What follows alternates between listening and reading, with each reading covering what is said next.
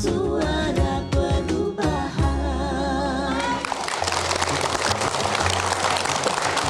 Kembali lagi di Suara Rebuan. Oke, nah kita masih membahas mengenai utak-atik konstitusi demi dinasti. Ya. Aduh, itu ouch banget. Dan sudah ada 3 orang narasumber yang sudah hadir di sini. Tadi kita sebenarnya udah bahas ya Bang Rocky banyak. Tapi kan ini mulai banyak wacana-wacana gitu ya. Ada dulu misalnya pemilu yang wacananya ditunda 3 Ya. periode. Itu kan sempat santer. Kemudian ini ada batas usia capres-cawapres. Kemudian pilkada juga mau Maju. dimajukan. Nah itu kira-kira di mana presiden yang saat ini juga masih berkuasa ya waktu Ya. itu nanti pilkada. Ini apakah memang ada intervensi begitu dalam membangun dinasti dari hal ini Bang? Sebenarnya bukan sekedar intervensi. Intervensi itu masih ada unsur kemasukakalan. Kenapa diintervensi? Karena diperlukan garis lurus. Supaya dia nggak bengkok diintervensi bikin. Ini yang udah lurus dibikin bengkok. Ya. Itu bukan intervensi namanya tuh. Itu namanya destruksi itu. Destruksi justru itu. Mengganggu ya jadinya ya. Ya itu Ngacak-ngacak. soalnya kan. Ya ngacak-ngacak gitu. Tidak ada darurat apa-apa yang harus diluruskan gitu. Jadi masih Tapi baik-baik kan udah aja. ada pernyataan cawe-cawe sebelumnya. Jadi kalau udah kelihatan rentetan itu, ya itulah rentetan cawe-cawe itu. Iya. Ya mau 3 periode, tunda pemilu, kemudian usia, ya kemudian zigzag capres-capres, koalisi, ya kan, sen ke kiri, ke kanan ternyata beloknya, ya kan, dan seterusnya. Nah kalau saya penasaran Bung Rocky, tadi kan Bung Rocky banyak yang kayaknya kesannya negatif terhadap dinasti politik itu. Sebenarnya ada untungnya nggak? Nggak ada kesannya. Serius saya negatif. Ada untungnya nggak? Tapi Serius masa negatif, tidak ya? ada untungnya sama sekali kalau dinasti politik kan nggak usah ngetes lagi. Ah ini mah adik gua tahu nih bagus. Ya apa untungnya tuh? Ya apa untungnya investasi sesuatu yang sebetulnya akan dibatalkan juga oleh presiden berikutnya. Kan yang dia investasikan apa ya Pak? Manusianya. Iya. Ya buat apa? Karena di periode berikutnya akan diganti lagi. Oke, sebagai apa? Wakil presiden yang real, Iya. yang real. Ya wakil presiden nggak ada gunanya juga kan. Terus setelah presiden terpilih diabaikan aja tuh ban serep itu kan. Bahkan dia bisa kempesin kok Di untuk mana yang nggak ada gunanya? Emang di mana Bang wakil presiden yang ada gunanya Bang? Mohon maaf. Di dalam politik praktis itu, seseorang itu disebut wakil untuk diparkir. Jadi dia ban serep. Nah kalau dia dinasti, ya kesel aja kok nggak ada gunanya tapi nempel di mobil kan. Ya ban serepnya bukan sekedar diturunin, dikempesin itu. Itu. Enggak, itu bukan ban Politik serep, bekerja itu dengan bukan cara ban itu. serep. Itu dia konten kreator. Ada yang 5 tahun nggak ngapa-ngapain gitu, ada konten kreator. Bukan. Adalah kerjanya buka pita, ya apa, Iya. potong pita. Ada lah, nggak gitu ya. ngapa-ngapain, nggak ngapa-ngapain Oke. banget Tapi, lah. tapi balik lagi ya, Tapi kita kalau balik. kembali ke tradisi dinasti politik politik, kita. ya. Ya. Jadi apa yang disebut oleh Bung Rocky tadi itu betul. Karena hampir semua proses dinasti itu nggak muncul secara natural. Dia dipaksakan. Ada yang orang yang sama sekali kita nggak pernah dengar beliau bicara tentang politik. Bahkan sebelum dicalonkan jadi sesuatu di ranah politik, dia masih mengatakan, oh saya usaha. Itu tiba-tiba calon kepala daerah. Ya. Oke. Gitu. Siapa tuh ya? Tapi ada loh beberapa dinasti Di Mbak politik Bibip dulu nih, di beberapa negara itu bagus Itu Mbak yang Bibip. itu yang Gimana? kita sebut tadi proses natural. Iya. Tadi Mbak Pipit sebetulnya udah mengatakan kalaupun ada kita atur. Jangan ujuk-ujuk dia tiba-tiba udah calon kepala daerah, dapat tiket gitu. Setidaknya dia 3 tahun dulu anggota partai politik. Ikut dulu di partai-partai itu kerja apa macam-macam dan seterusnya gitu. Nah kalau Anda sebutkan tadi negara-negara itu, mereka memang latih itu dari bawah. Iya. Anda di sini dulu, di sini sampai kemudian ke puncaknya dan seterusnya gitu. Oke. Nggak ada Siap yang dengan ujuk-ujuk. sendirinya ya. Nah di kita hampir semuanya ujuk-ujuk. Anak yang sama sekali nggak tertarik dunia politik, Iya. tiba-tiba saja masuk ke dalam politik dan kebetulan menang. Iya. Baik, Mbak Bibip, tapi jadi sebenarnya seberapa idealnya nih diatur dinasti politik ini?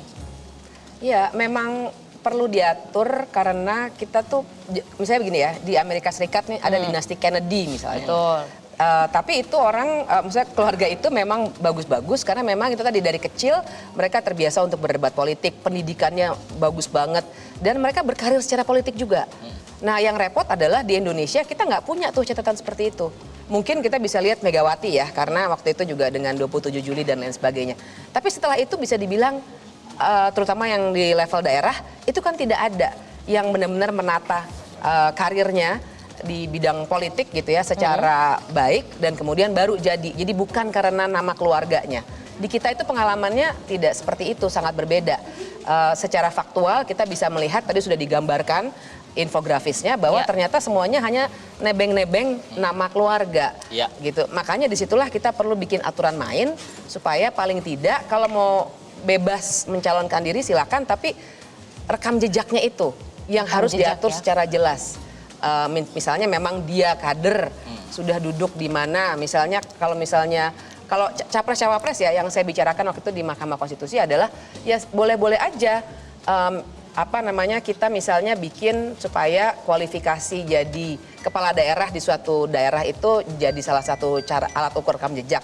Tapi kan kita harus perdebatkan daerahnya di mana? Apakah harus DKI Jakarta atau bisa Solo atau bisa Medan dan lain sebagainya, dan berapa tahun harus pernah menjabat. Nah itu bukan urusan MK, itu urusannya DPR. Legislatif ya, balikin dong ke bukan legislatif. soal hukum loh ya. itu sebenarnya, soal politik dan sosiologis dan psikologis, bukan soal hukum.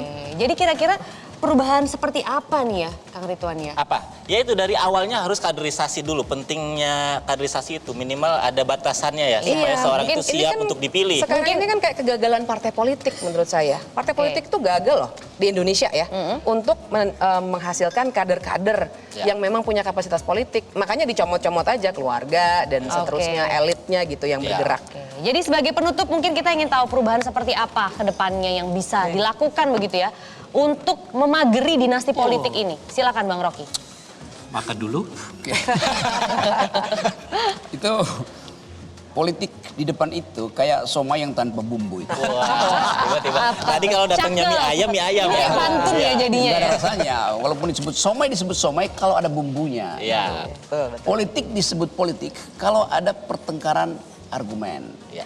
Jadi dinasti itu disodorkan untuk menutup pertengkaran argumentatif kan. Ya. Jadi apa dasarnya tuh orang di Jepang misalnya itu calon presiden atau calon legislatif itu diusulkan, didorong-dorong oleh komunitas. Karena dia bermutu. Jadi dia diperiksa dulu di komunitas tuh, baru dipasangin poster segala macam. Di kita terbalik tuh. Kita nggak tahu asal usulnya, tiba-tiba balihonya ada di depan kita tuh. Kita nggak tahu siapa nih orang itu kan. Iya. Lalu nanti lembaga survei itu promosikan dia tuh. Jadi dia dibesarkan oleh lembaga survei, bukan oleh kepentingan komoditas kan. Jadi poinnya begitu tuh. Jadi sementara kita membayangkan satu pemilu yang rasional, yang bermoral, justru yang terlihat di sini adalah upaya untuk membatalkan prinsip-prinsip dasar demokrasi itu, yaitu kompetisi itu. Dinasti itu nggak melewat kompetisi, karena diasuh oleh semacam ambisi. Jadi dinasti itu lahir karena ambisi seseorang. Baik, terima kasih. Kalau dari Bang Rey dan juga Mbak Pipit, boleh mungkin agak singkat aja. Mbak Pipit dulu. Gimana harapannya? Oh iya, dari saya singkatnya ya harapannya kita ingin politik yang bisa memunculkan wajah-wajah baru. Ya. Jadi adanya politik dinasti kayak gini tidak akan memunculkan wajah-wajah baru, dia lagi dan akibatnya akhirnya ke publik. Pokoknya ukuran kita harusnya publik. Publik Akhirnya, diuntungkan atau tidak? Turunnya ke kebijakannya juga tidak ada yang baru akhirnya kan. Akhirnya karena tidak ada yang nerusin baru, aja. nerusin aja. Kalau misalnya korupsi, terusin korupsi gitu kan. Iya, Dan lumayan. melanggengkan nepotisme itu tadi gitu ya. Dan Kalau saling Bang Rey? menutupi juga akhirnya. Nah, itu dia. Saya makin seujun ya akhir ini. Aduh. Bang Rey gimana Bang Rey? Kalau kaitannya dengan uji materi itu, saya sih berharap MK menyatakan itu bukan kewenangan kami, dikembalikan kepada DPR karena ini urusannya adalah soal batas minimal. Kalau soal batas minimal itu ya biarkan DPR yang menentukan. Iya. Kira-kira begitu ya. Kalau dia loloskan, mestinya juga dia harus loloskan soal parliamentary threshold 0%, presidential threshold 0%. Itu lebih logik gitu. Ya. Nah yang kedua, untuk juga membuat supaya nepotisme dinasti ini tidak merajalela, memang presidensial threshold itu juga harus dihapuskan. Ya. Sehingga kompetisi bagi setiap orang itu terjadi. Kalau partai politik tertentu melahirkan dinasti, harus ada partai politik yang melahirkan seleksi. Iya. Nah supaya lebih sehat, biarlah dinasti persus dengan hasil seleksi gitu. Nah yang ketiga, karena terkait dengan pencalekan sudah di depan mata, dan kita udah pada tahap DCS sekarang, daftar calon sementara, kita berharap KPU membuka seluas-luasnya akses masyarakat untuk mengenal caleg-caleg mereka. Iya, betul. Apakah ini punya kaitan satu dengan yang lain, bagian dari produk dinasti itu atau tidak? Baik. Sebab dalam kondisi yang kayak begini, nggak bisa lagi ada yang melarang kecuali para pemilih. Iya. Pemilih harus menyatakan saya tidak akan memilih mereka yang lahir dari produk dinasti. Luar biasa. Sekali lagi Bang Rocky mungkin harapannya menuju pemilu 2024 Bang. Saya kira Ketua Mahkamah Konstitusi, kendati dia bagian dari tamu tetap makan malamnya Pak Jokowi, tapi dia mulai melihat keadaan politik tuh, dan dia mulai sadar bahwa dia akan meninggalkan kerusakan kalau dia izinkan itu. Dan sinyal pertama sebetulnya udah diucapkan oleh Saldi Isra, itu balikin aja ke DPR tuh, supaya dia cuci tangan aja kan. Kalau ke DPR memang jadi rumit di situ kan, pertengkarannya masih panjang tuh. Jadi saya ingin, atau juga saya tuntut supaya Ketua Mahkamah Konstitusi betul-betul berfungsi sebagai menjadikan konstitusi itu, mahkamah itu sebagai the guardian of the constitution. Ya. Jangan sampai Mahkamah Konstitusi berubah menjadi mahkamah konstipasi. Konstipasi ada lagi tuh. Atau mahkamah keluarga. Ada juga yang bilang mahkamah keluarga katanya. Terima kasih kepada Luar narasumber biasa, yang boleh sudah tepuk tangan dong hadir untuk 3 orang narasumber kita ini. Ya masa sih kita mau mengulang hal yang diperjuangkan di masa reformasi begitu Iya, ya. Ini harus kayak berubah ngulang menjadi lebih baik lagi lah, gitu ya.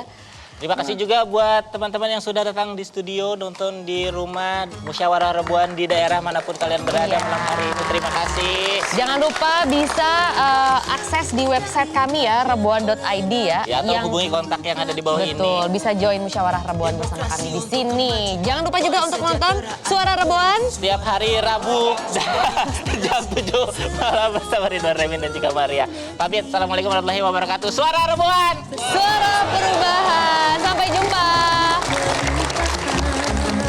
Suara Rebuan, suara perubahan, suara Rebuan, suara perubahan.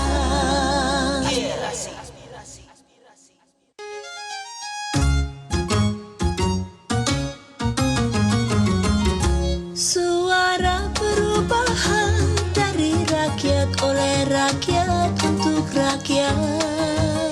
Demokrasi untuk kemajuan, kesejahteraan negeri. Suara Rebuan, suara aspirasi. Metro TV. Jelajahi cara baru mendapatkan informasi. Download Metro TV Extend sekarang.